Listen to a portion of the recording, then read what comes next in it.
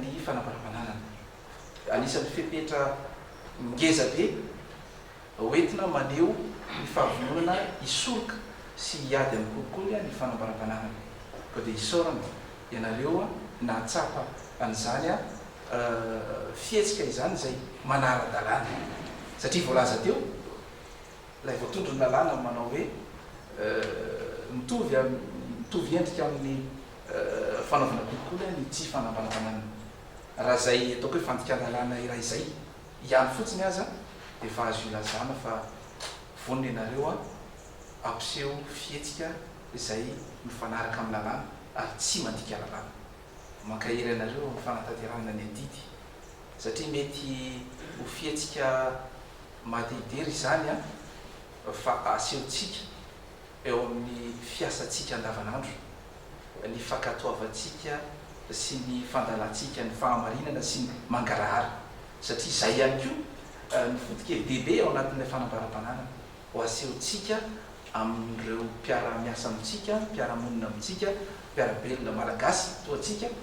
fa mangarahara ny fahazoan-karena sy ny fahazoana ny fananana. Satria raha ny tokony ho izy raha sanatria misy fitoriana ny amin'ny hoe tsy fitovian'ny tsy fifanentana ny vola miditra sy ny fananana azo dia sanatria loza ho atsika izany. Fa mino izahay fa eo amin'ny fihetsika ny fomba fiasa atsika andavanandro eo amin'ny fanatanterahana ny asa dia mifanaraka amin'izay mangarahara izay ka tsy misy atahorana natao hoe manana fananana betsika ianao miasa ny tsika miasa rariny loatra raha manana fananana ianao ary mampitombo an'izany fananana zany olovain'ny taranaka faramandimby rehefa avy nositra atsika mianakavy, rariny loatra zany. Fa misy ny sasany mety manao hoe zay tsy asehonay ny fanananay satria matahotra izay no ny antony izay fantatrareo fa mety hoe tsy mangarahara ny nahazahoana n'ilay fananana. Fa isika nino izahay fa atao anatin'ny fangarahana tanteraka raha mifanaraka amin'ny felitra mifehan'izany lalàna miady amin'ny kolikoly zany no nahazahoantsika ny fananana. Ny farany satria fantatra fa ny sehatrasa zay misy atsika dia eo amin'ny arena kiboatany zay somary nampisy tabataba manendrosahona sisa ny fitenenana zay mino izahay fa tsy avy ato amin'ny ministera loatra no nanao an'izany. Ka zay no ampatsiahivana atsika ny amin'ny adidy sy andraikitra zay mifanojo amin'ny asantsika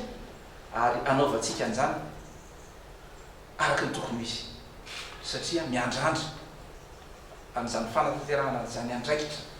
manandrify ianareo izany ny firenena malagasy sy ny vahoaka malagasy mba ahafahan'ny reto farany ny vahoaka malagasy misitraka ny anjara-masoandro izay hatreto ohatran'ny lavitry ny afo ny kitay. Fa mino izahay fa izao fihetsika ataonareo zao manoloana ny roma le tena dina amin'ny kolikoly izay atao manoloana ny tany mamonina ny malagasy amin'ny ankapobeny dia fihetsika filamatra ilazana fa manatanteraka ny adidy sy andraikitra mifanaraka amin'izay felitra takiny izany isika mianakavy ianareo atao amin'ny ministera ampitao amin'ny andriamatompy ministra ny fankasitrahana ny amin'izany ary makahery azy makahery ianareo mifankaherytsika mba ahafahary malagasy misitraka ny anjara-masoandro